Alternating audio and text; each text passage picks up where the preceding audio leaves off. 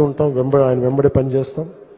ముఖ్యంగా ప్రధానమంత్రి శ్రీ నరేంద్ర మోదీ గారికి ఈ కూటమిని ముందుండి ఇంత అద్భుతమైన విజయం సాధించిన తర్వాత ఆంధ్రప్రదేశ్ ప్రజలకి అండగా ఉన్నందుకు ప్రత్యేకించి నరేంద్ర మోదీ గారికి నా ప్రత్యేక ధన్యవాదాలు వారి చేతులెత్తి నేను నమస్కరిస్తున్నాను.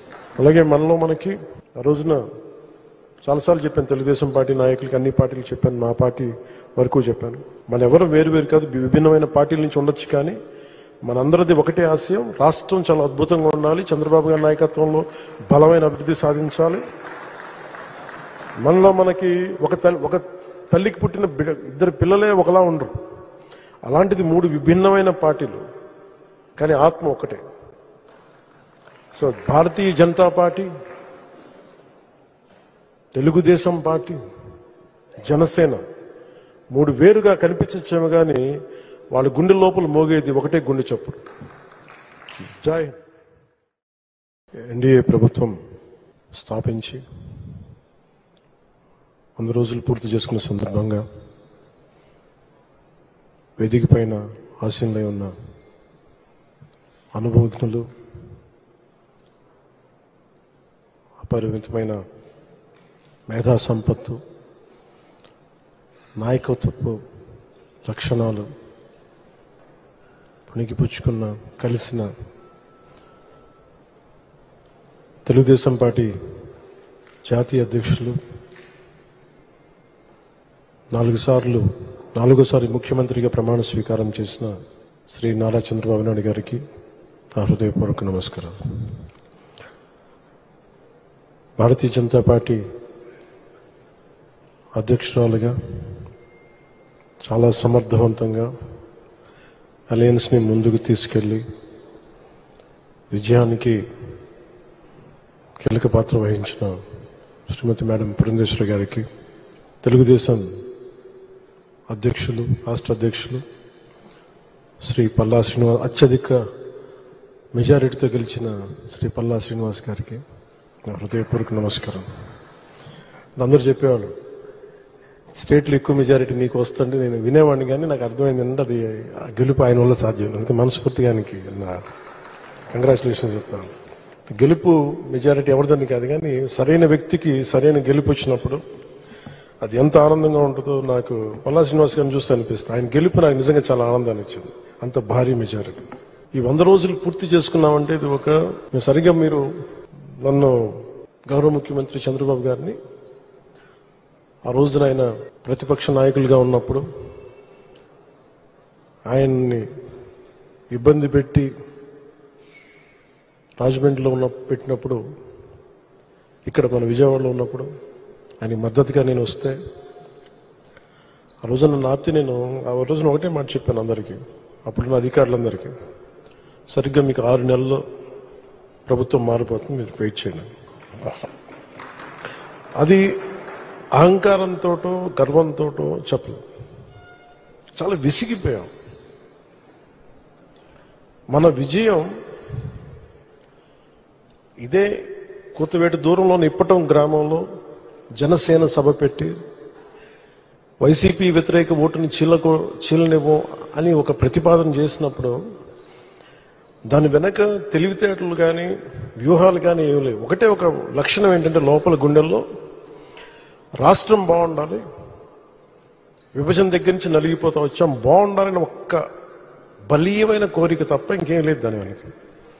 కానీ అది సాధించడానికి ఎన్ని అవరోధాలు ఎదుర్కొన్నాం, అసలు జరుగుద్దా లేదా, ఒప్పించగలమా లేదా, ఎన్ని పడి కింద పడి మీద పడి ఈ రోజున ఇక్కడ గెలిచిన గౌరవ సభ్యులందరూ ఎంపీలు కానీ ఎమ్మెల్యేలు కానీ అద్భుతమైన మెజారిటీతో గెలిచారంటే వైసీపీ వ్యతిరేక ఓటును చీలనివ్వకూడదని ఒక్క ఆకాంక్ష, ఒక్క బలమైన నమ్మకం, చంద్రబాబు గారి నాయకత్వం, సమర్థత, ఈ దేశాన్ని 3వసారి ప్రధానమంత్రిగా పగ్గాలు చేపట్టి ముందుకు తీసుకెళ్తున్న నరేంద్ర మోదీ గారి నాయకత్వాన, ఆయన దిశానిర్దేశంతో, పురంధేశ్వరి గారి నాయకత్వంతో, తెలుగుదేశం నాయకులని చాలాసార్లు చెప్పాను, వాళ్ళందరి సమిష్టి కృషితోటి ఒక అద్భుతమైన విజయాన్ని సాధించాం. నాకు చాలాసార్లు అనిపించేది ప్రతిసారి ఏం చెప్పాను రోడ్ల మీదకి వెళ్తున్నప్పుడు, మీరు గెలవరండి, ఇప్పుడున్న వైసీపీ గెలుస్తుంది, మీరు గెలవరు. ప్రతిరోజు బయట వాళ్ళు ఎవరు చెప్పేవాళ్ళు, మనతో పాటు పక్కన ఉండేవాళ్ళు చెప్పేవాళ్ళు మాట. అసలు నమ్మకం ఉన్నది ఎవరికి అంటే, అసలు చెక్కు చెదరని గెలుస్తున్నాం కొడుతున్నాం నెగిటివ్ థాటే ఉండకూడదు, 170కి 160 కొట్టాలన్న మొదటి రోజు నుంచి చెప్పింది శ్రీ నారా చంద్రబాబు నాయుడు గారు చెప్పారన్నమాట. మనం అనుకుంటున్నాం, చేస్తున్నాం, చాలా జాగ్రత్తగా ఉంటారు, వ్యూహాలు ఉంటాయి, అన్నీ ఉంటాయి. కానీ ఎక్కడా కూడా ఆయన దగ్గర నుంచి నేను నేర్చుకుంది కించిత్తు అధైర్యం లేదు, భయం లేదు ఆయన దగ్గర. అంటే ఆయనకున్న అపారమైన అనుభవం నేను ప్రత్యక్షంగా చూశాను, జాతీయ స్థాయిలో చూశాను, ఆయన రాజమండ్రిలో ఉన్నప్పుడు చూశాను. అసలు ఈయనకి నేను ఒకటే అనుకున్నాను లోపల కొంచెం, అంటే ఈయనకి ఏమి జరిగినా అసలు భయం అనేది ఏ క్వశ్చన్ లేదు ఈయనకి. అంటే ధైర్యం తప్ప.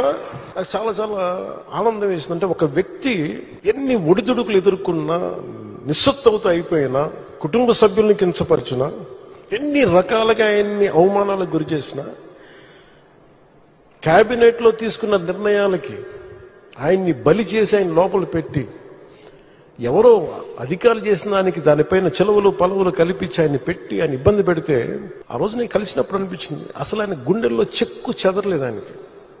ఆయన ఒకటే ఒక మాట అన్నారు, this is way of life, politics ఇది ఇట్లాగే ఉంటుంది, మనం భరిస్తాం ముందుకెళ్ళడం. నాకు అనిపించింది నేను ఆయన అలాంటి వ్యక్తి పక్కన ఉండి అడ్మినిస్ట్రేషన్ ఒకటి నేర్చుకోవడం, కష్ట సమయంలో అసలు ఎలా ఆయన్ని చూసి నేర్చుకోవాలి. ఒడిదుడుకులు, పొలిటికల్ ప్రాసెస్ ఒడిదుడుకులు ఉంటుంది, వ్యక్తిగతమైన దాడుల దగ్గర నుంచి కుటుంబ పరంగా అన్ని రకాలుగా. కానీ అట్లా తట్టుకొని అసలు ఎవరన్నా ఊహించలేం కదా. ఒక 53 రోజులు ఆయన్ని పెట్టి అలా ఉంచితే, నన్ను షూటింగ్లు చేయమంటే నేను చేయలేకపోయావాడిని, తప్పు సంకేతాలు వెళ్ళిపోతాయని. నేను డేట్స్ ఇచ్చినా కూడా నేను ఆపేస్తాను ఆ రోజు.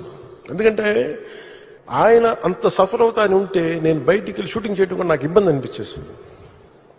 నా ప్రొడ్యూసర్ చెప్పాను, 2 చేతులు క్షమించమని చెప్పాను ఆ రోజున. తప్పట్లేదు, నాకు రాష్ట్ర ప్రజల కోసం మారాలి ప్రభుత్వం, అందుకని చేస్తాను, దయచేసి మీరు అర్థం చేసుకోండి అని. అంత నేను చేయగలిగానంటే ఆయన తట్టుకున్న విధానం నన్ను కూడా ఎంతో కొంత ఒక చేయూతనిచ్చేలా చేసింది. నా స్వార్థం వల్ల వ్యక్తిగతంగా నేను ఎదిగిపోవాలి, నా కోరికల్లో రాష్ట్రం విభజన జరిగినప్పటి నుంచి ఈ రోజుకి మనం నలిగిపోతా ఉన్నాం. మనకి తెలంగాణలో మనం దాదాపు 3వ వంతున్నాం అభివృద్ధిలో. సంతోషం, మన తోటి తెలుగు రాష్ట్రం ఆనందం. మనం పోటీ పడాలి, ఎదగాలి అంటే అనుభవం, పొలిటికల్ ప్రాసెస్లో అనుభవం ఒకటి చాలా చాలా కీలకమైంది. తెలివితేటలు ఉండొచ్చు, అన్నిటికంటే కూడా అందరినీ సమన్వయపరిచి, అందరినీ ఆకట్టుకోగలిగి, అందరినీ ఒక దారిని పెట్టగలిగి, కొంత మెత్తదనంతో మందలిస్తూ, కొన్నిసార్లు గట్టిగా చెప్తూ, అలాంటి నాయకుడు వెంట ఆయన నాయకత్వంలో మేమందరం పనిచేయటం నాతో సహా చాలా చాలా నాకు ఆనందంగా ఉంటుంది. ఇలాంటి గడ్డు పరిస్థితుల్లో డబ్బు లేదు మనకి, రాగానే ఛార్జ్ తీసుకోగానే